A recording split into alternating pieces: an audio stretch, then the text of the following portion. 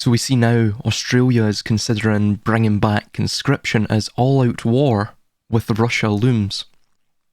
That's from news.com.au. Interestingly as well, the logo of that news company is the sustainability logo, the Agenda 2030 logo, the logo of the circular rainbow, which obviously the rainbow is a symbol of destruction.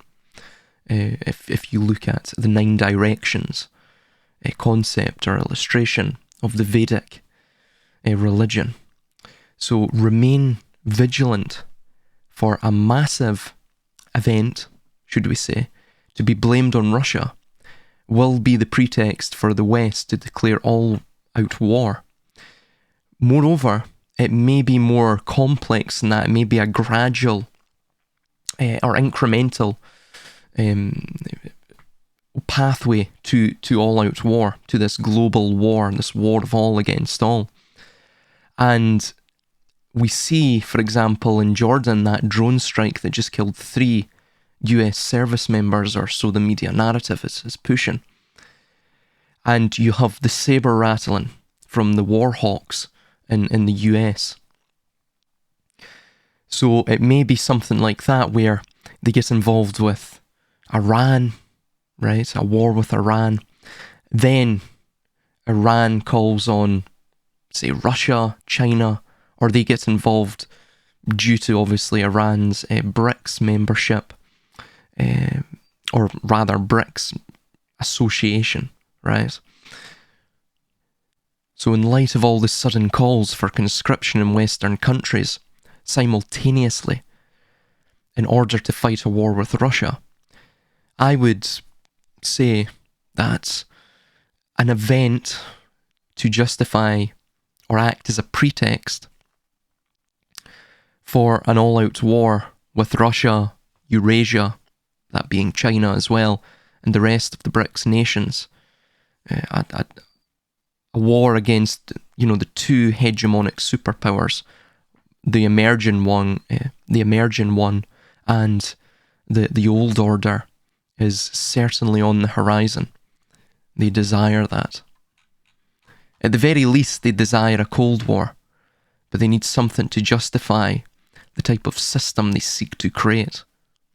And I really can only see that coming through a hot war, even if it is merely a hot war that is brought by media illusion, if you understand what I'm meaning there.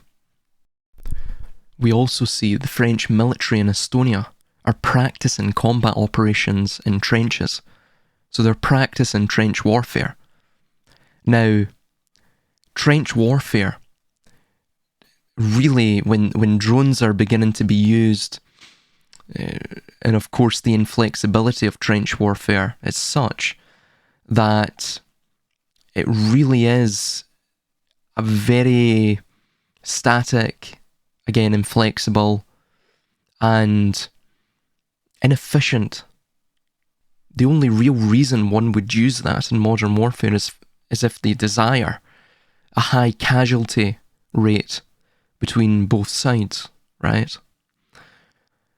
If you go across open field, which typically that is where trenches are placed, right? Adjacent open fields, or they will use artillery to thus break down any foliage in front of the trench, to thus provide an optimal kill zone, an optimal radius of the said kill zone in front. If you attempt to counterattack a trench, and with the enemy utilising precision gunpowder weaponry and other weaponry, explosive munitions and such, you're going to have a high casualty rate. Now, of course, utilising drones as well would lower that casualty rate, but the thing is, it makes trenches useless in the face of drone warfare. Drones are largely inexpensive.